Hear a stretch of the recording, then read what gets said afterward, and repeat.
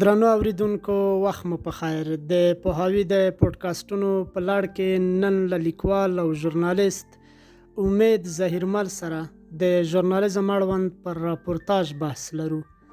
ظهیرمل صاحب سلامونه او د پوهاوي په دغو بحثونو کې مو له ګډون مننه. خوشحاله یم چې راسره یاست. ظهیرمل صاحب په پیل کې که پر راپورتاژ عمومي خو له نوې زاویې راته وغږیږئ. سلامونه صالح صاحب. راپور لا هم د ژورنالیزم د ملا د تیر حیثیت لري او په اوسني پرمختللي ژورنالیزم کې هم خپل مقام یا حیثیت نه دی بللی او د یو مهم ژانر په توګه باندې مطرح دی. تاسې د یوې نوې زاویې نه د تعریف غوښتنه وکړه. که زه ورته یو ډیر لنډ یا خلص تعریف وړاندې کړم چې کلي شکل ولري او یو لوی مفهوم په ځان کې افاده کړي، هغه بدای چې راپورتاژ د یوې مشخصې موضوع حقیقي واقعیت دی چې بیانېږي. ما دوه کلمې استفاده کړي، حقیقت او واقعیت. په دې معنا چې دلته مجاز او خیال ځای نه لري او په ژورنالیستیکي راپورتاژ کې هر هغه څه چې تاسې وایئ یا یوه پیښه ده چې تاسې خلکو ته رسوئ یا یوه موضوع ده چې معلومات په اړه باندې خلکو ته وړاندې کوئ، هغه حقیقت ده چې تاسې واقعي بیان وړاندې کوئ. که زه یې بیخي راخلص کم او ساده یې کم، یوه پیښه شوې ده یا یو موضوع ده، یو بل فرد یا نور افراد غواړي په اړه یې معلومات ترلاسه کوي او زړه راښکونتیا ورسره لري یا غواړي چې پرې پوهه شي، معلومات ترلاسه کړي او یا هم په دغه موضوع په اړه باندې پوهېدل غواړي. تاسې دغه پیښه دغه خلکو ته چې واقعیت دی او حقیقي په توګه باندې مطرح ده خپل لیدونکي، لوستونکي یا اوریدونکي ته وړاندې کوي. دغه راپورتاژ دی. او په دې کې شک نشته چې په معاصر ژورنالیزم کې یا پرمختللي ژورنالیزم کې چې دی قالبونه چې څومره د رسنیو یا ساختار د رسنیو څومره نوی راغی، دغسې د لیکلو او لوستلو او حتی د وړاندې کولو طرز بدل شو. نوي ساختارونه ورته راغلل په دې هدف باندې چې کومه کټګوري ستاسې د لوستونکو، لیدونکو یا اوریدونکو ده په هماغه اندازه کې یا په هماغه قالب کې په ښه شکل باندې ته څومره په لنډ شکل باندې ورته وړاندې کړي چې د موضوع هر اړخیز بیان یې پکې هغه د تغییر وخوړو. اما اصلي عنصر چې هغه حقیقت او واقعیت او پیښه وه هغه بدلون نه دی کړی، په خپل ځای کې مطرح دی. اما په دې کې شک نشته چې د رسنیو ساختار ته په کتو که پرنټ میډیا چې مطبوعات دي، اوس خو آنلاین میډیا هم ډېره مطرحه ده، یا هم راډیو او تلویزیون دی، تصویري او چاپي دي او صوتي، نو په دې کې بیا شک نشته دی چې په لیکلو طرزي بدلون کړی دی. اوسني ژورنالیزم کې چې څومره تاسې خولص لیکئ، لنډ یې لیکئ، ښه یې لیکئ او ما خپل مفهوم داسې وړاندې کوئ چې هغه زر واخیستل شي. اما څو پوښتنې پکې یا څو مهمې خبرې پکې دغلته بیا هم صالح صاحب مطرح دي چې باید سره داسې تړلي موضوعات وړاندې شي چې بل فرد ته یا کوم چې ستاسې مخاطب دی هغه ته پکې په هیڅ ډول باندې معترضه جمله پاتې نشي یا ورته پوښتنه را پیدا نشي چې ستاسې د موضوع له بیان نه وروسته هغه هم ګیچ اوسي چې څه پېښ شول یا څه ونه شول یا دا پوښتنه ولې مطرح ده. هدف بیخي سم صحیح انتقال شي چې په هیڅ ډول باندې باید څه پرې نږدي چې هغه خالي هغه تشه چې واوسي د لوستونکو، اورېدونکو یا هم لیدونکو سره. دغه عنصرونه دا پکې مهم دي چې د نوي ژورنالیزم تقاضا ده، غوښتنه ده او د وخت مدیریت پکې تر ټوله مهمه برخه ده، ځکه اوسنی ژورنالیزم په وخت باندې اتکا کوي. لنډ وخت کې ډیر مفهوم انتقال د اوسني ژورنالیزم تقاضا یا غوښتنه ده چې په راپورتاژ کې مهمه ده او حتما پکې باید ورته ځای ورکړل شي. ډیره مننه ظهیرمل صاحب. کله چې د راپورتاژ بحث مطرح کیږي نو ډیر ځله د ادبي راپورتاژ کلمه هم اورو. مطلب راپورتاژ او ادبي راپورتاژ دوه جلا بحثونه دي که څنګه؟ هو، کله چې موږ د راپورتاژ بحث کوو، په راپورتاژ خبرې کوو، بیا دوه قالبونه شته چې ادبي راپورتاژ دی او ژورنالیستیکي راپورتاژ یا خبري راپورتاژ دی. ساده به یې زه ووایم، خو داسې نه ده چې ګنې دواړه سره پیوستون نه لري، یعنی یو مشترک ټکی نه لري. نه، مشترک ټکی لري اما توپیرونه یې هم سره واضح دي. ادبي راپورتاژ هم د ادبیاتو د برخې یو مهم ژانر دی او مطرح دی په اوسني ادبي برخه کې. که زه یې ووایم ډېره ساده په توګه باندې، تاسې په خبري راپورتاژ کې خپله عاطفه، خپل احساس، خپل ادراک، خپل فکر نشئ ځایولی، ځکه هغه یو واقعیت دی او یو ساختار ورته شته دی، په هغه قالب کې به یې ته وړاندې کړي. اما په ادبي راپورتاژ کې که څه هم دا هم یوه پیښه ده، دا هم معلومات دي چې تاسې وړاندې کوئ، اما دلته ستاسې عاطفه، ستاسې هنر، ستاسې احساس، ستاسې ادراک او ستاسې فکر تاسې کولی شئ چې انتقال کړئ او هغه ځای پر ځای کړئ. مشترک ټکی یې څه دی؟ هغه د لیکلو طرز دی.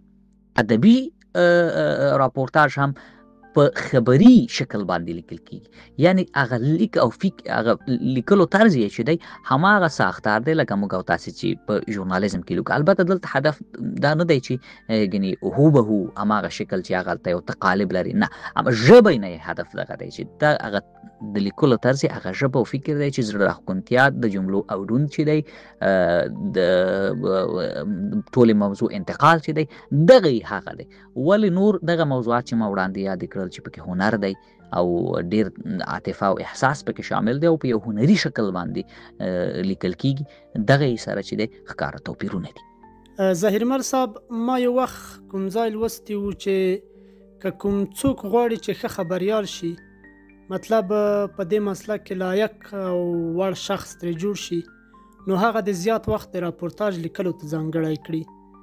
تاسو دا نظر یا ادعا څنګه ارزوئ؟ هو، په دې کې شک نشته. ما وړاندې هم یادونه وکړه چې راپورتاژ لکه څنګه چې په ژورنالیزم کې د ملا د تیر حیثیت لري، همدغسې په ادبیاتو په برخه کې ادبي راپورتاژ هم د یو خاص مقام نه برخمن دی. او زما په شخصي نظر باندې زه فکر کوم تر هغه چې یو فرد په مسلکي ډول باندې راپور ونه شي لیکلی، هغه هنرمند یا مسلکي خبریال نه دی. او په راپور کې یا په راپور لیکنه کې ستاسې لاسي برتیا په ژورنالیزم باندې کاملا ستاسې لاسبري ښیي. او اما مهمه خبره دغه ده چې درې واړو قالبونو یا اوس خو انلاین ما وړاندې یادونه وکړه، په دغه ټولو قالبونو کې باید ستاسې لاسبر واوسي چې کوم قالب په کومه برخه کې یا کوم ډول راپور غواړي چې تاسې ورته ولیکئ او خپل اوریدونکی لیدونکی یا لوستونکی چې دی هغه ځان سره پاتې کړي او هغه خوندي وساتئ له ځان سره. ستاسې د لیکنې ژبه سره هم دا څه ډول باندې وړاندې کړي، دا یو هنر دی چې بیا هر لیکونکی یا راپورتر چې دی هغه یې باید ولري او په دې کې شک نشته. د ایازي صاحب زموږ او ستاسې یو ډېر مشهور خبریال دی، خدای دې وبخي، دغه یو خبره نقل ته زما یو خبریال ملګري ماته کوله، وایي چې ما راپور لیکه خواته مې راغی، نو دغه ورقه یې راته رارسېږي، خو چې زه ستا د راپور په اړه باندې نه وایم درته چې څه دي لیکلي، خو زه به درته یوه قصه وکوم چې ما چې کله کار کوو په بي بي سي کې، نو د خپل استاد نوم یا د هغه ایډیټر چې دوی ته د استاد خطاب کوو د هغه نوم یې راته واخیسته، وایي چې ما ته یې دا زما راپور تر حاله کې چې ما په لاس باندې لیکلی او په قلم باندې، وایي دغسې یې په نوک باندې راته ووهه چې چټیات دې لیکلي، در حاله کې چې زما د کار هغه لومړیتوبونه و باید زه یې هغه کړی وم، لږ زره یې هڅولی وم چې ولیکه نور یې به ښه ولیکه، اما دغسې وایي هغه غورځولو ما ته دغسې وکړل، دومره فکر راته راکړه چې بیا مې ولیکه بیا مې ولیکه بیا مې ولیکه، تر دې چې بالاخره یې راواخیست، وویل چې پورته یې کړه چې دغه دی راپور. نو زما هدف له دې خبرې نه دغه دی چې په دې کې که تاسې ستړي م شئ، که تکراري م در باندې ولیکل شي، که خوند یې هم چاته ورنه که تاسې مجبورېږئ چې بیا یې ولیکئ تر څو چې هغه یو ښه شی وړاندې کړي لیدونکي لوستونکي اوریدونکي ته یا آنلاین برخه کې. ځکه اوس خو صالح صاحب میدان چې دی یا بازار چې دی دا رقابتي دی، که ته ښه عنصر وړاندې نه کړي یا ښه مواد وړاندې نه کړي، شاید بل تا نه ښه وړاندې کړي، هغه دغه بازار خپله کړي. نو په دې خاطر باندې ډېر مهم دی هم په ژورنالیزم کې هم په ادبي برخو کې د راپورتاژ حیثیت لا پر خپل ځای دی. او مونږ بیا هم زما یادونه دا ده چې مسلکي خبریال تر هغه پورې یو فرد نشي کېدلی چې تر څو په ښه ډول باندې او په ښه شکل باندې یو ښه راپور ونه لیکي. خیر اوسې ظهیرمل صاحب، په تیرو څه باندې 20 کلونو کې د پښتون ژورنالیزم یا پښتنو خبریالانو ترمنځ د راپورتاژ لیکنې بهیر څنګه ارزوئ؟